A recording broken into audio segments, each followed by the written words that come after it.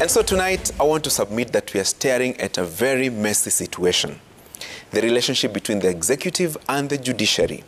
That situation made worse by today's High Court judgment rendered by Judges George Dulu, William Musyoka, and James Wakiaga.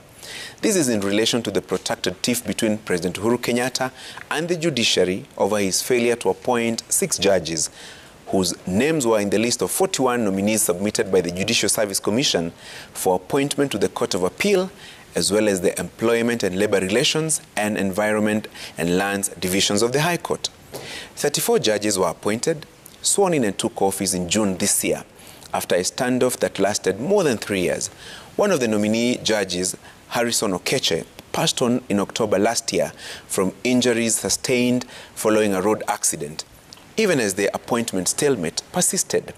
Now, today, Judges Dulu, Musyoka, and Wakiaga ordered President Kenyatta to appoint 6 judges, George Odunga, Professor Joel Ngugi, Weldon Korir, and Agri Muchelule to the Court of Appeal, and Judith Omange and Evans Kiago Makori to the High Court within 14 days, or else the 6 will be deemed to have been appointed. The judges went on to state that the Chief Justice and the Judicial Service Commission would be at liberty to take all the necessary steps to swear in the 6 judges. Now, this situation is untidy in my opinion. Today's verdict, coupled with the President's refusal to appoint the 6 judges, negates in totality what the drafters of the 2010 Constitution intended on the working relationship between the executive and the judiciary. Though independent, the 3 arms of government, the executive, the judiciary, and parliament, were to operate in an interdependent manner.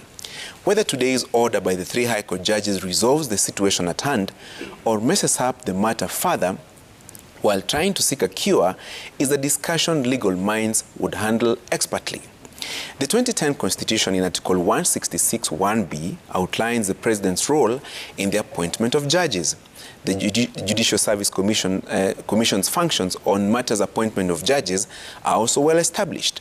The 3 judges in their verdict holding that the President has no discretion to select who to appoint or not to from the list submitted by JSC. Are we a country of protracted contests? This judge's appointment is now past the 3rd year. Either way, this matter needs to be dealt with. The disharmony between the executive and the judiciary is not good looking.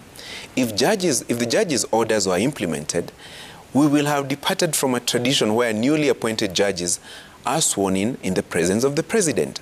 The rigorous process of recruiting judges in an open and transparent manner was meant to ensure that only the best and the most deserving legal practitioners end up on the bench. That is the process that was followed by JSC, and it came up with a list of 41 who they recommended for appointment. We obviously remember the grand standoff between President Kenyatta and Chief Justice Emeritus David Maraga, who insisted all the 41 must be appointed. All or none was his mantra. He exited before the judges were appointed, and it was during the first days of his successor, Martha Koome, that the partial appointments were made. Now, when you apply for a job, you are interviewed and even shortlisted. You expect a response from the interviewing panel, whether you have succeeded or not. There is that phrase popular with HR practitioners: only successful candidates will be contacted.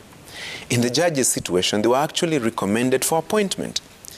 You know, they are human beings and they deserve closure. Would you wait for almost 4 years for a job that you were interviewed for, got, but can't access because of a stalemate such as the one we are witnessing now?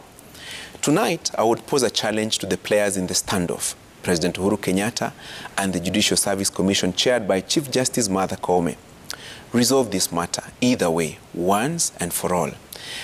And President Uhuru Kenyatta should make public reasons for declining the appointment of the 6 judges. Let the country know.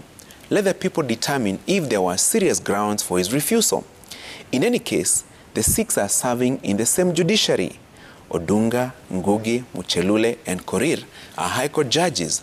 Omange is a High Court registrar, and Makori is a Chief Justice.